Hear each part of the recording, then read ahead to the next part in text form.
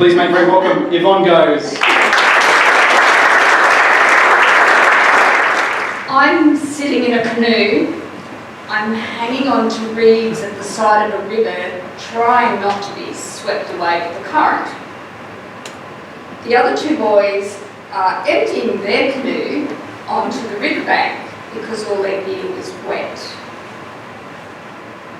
While this was happening, out of it seemed to be nowhere, two policemen came down and they said, we had a report that someone's been throwing white goods into the river.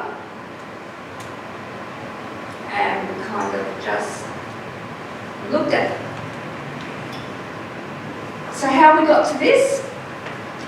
One day we went for a barbecue at some friends' place and they live on the river. It's beautiful. So we all walked down to the river and just chatting as you do. So we're standing there and my good friend, and we sort of said, how good would it be to canoe down the river? Something that you just wouldn't do.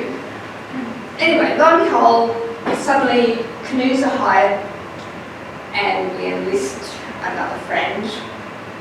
And so we set off on a beautiful day. It was just lovely. And we had to get through this mud, which I don't do mud, I don't do water, I don't do wet. That stuff. So I got in the canoe and they had to do mud and water and wet and pushed me in. That's how it should work, and that's good. So we go along and sort of like, I don't think I've ever been in a canoe before.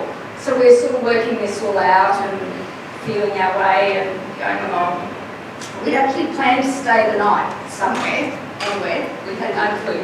We'd made no plans other than we hired the canoes and took stuff. So we're canoeing along and that's all good. And then it was, all these trees were hanging over the water. And they turned out to be mulberry trees. And because they were full of mulberries, it was ripe. It was just beautiful. So I love mulberries. I need to get up and get some mulberries. No, you do not stand up in the canoe. Don't stand up. Yeah, but I need some mulberries. I just have to. Okay.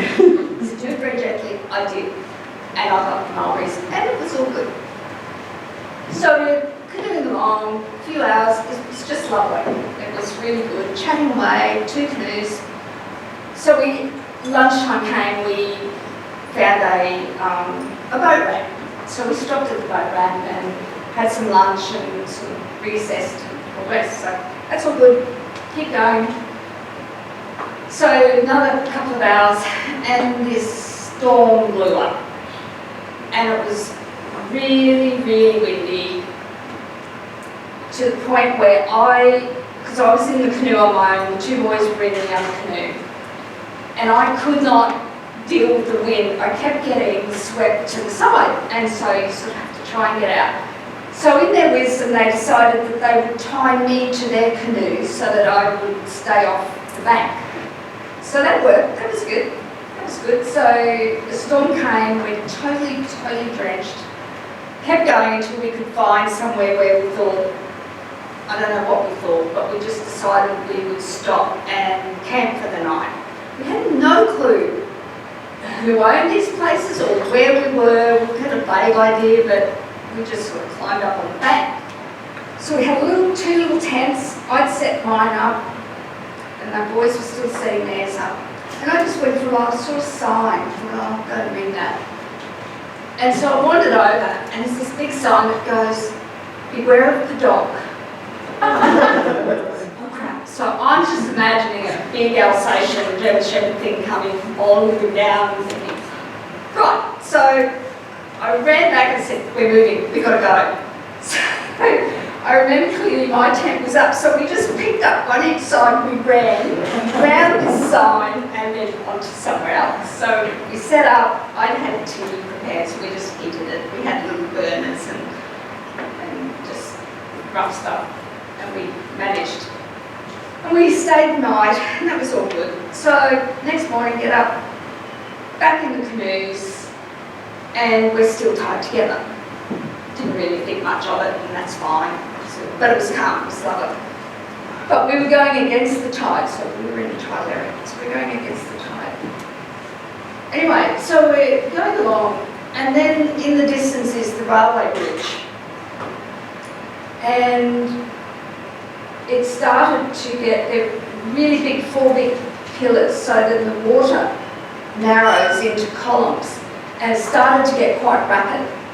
And because I'm on my own, I'm not the strongest, I've never canoed, and so I'm sort of struggling to kind of deal with this. And you remember we're still tied together, so you can see what's there, where this is going. So in my effort to maintain, sort of like keep with them, we end up inside of the pillar. Russell flipped out, he's in the water with all the gear. Joe had managed to grab the pillar and he stayed dry. Don't know how, don't really know how it all worked, but all of their stuff tipped out, and so it's floating. All but 2 things. 2 things sunk. One was the tank. And something else, I can't remember what it was. But everything's bobbing along in the water, hence the white goods in the water. So we then immediately paddling around, lifting all this stuff back into the canoe. They righted themselves and that. So we went over to the bank and we collected all that we could collect. We sort of managed to find it all because the river had sort of pushed it back because of the incoming tide.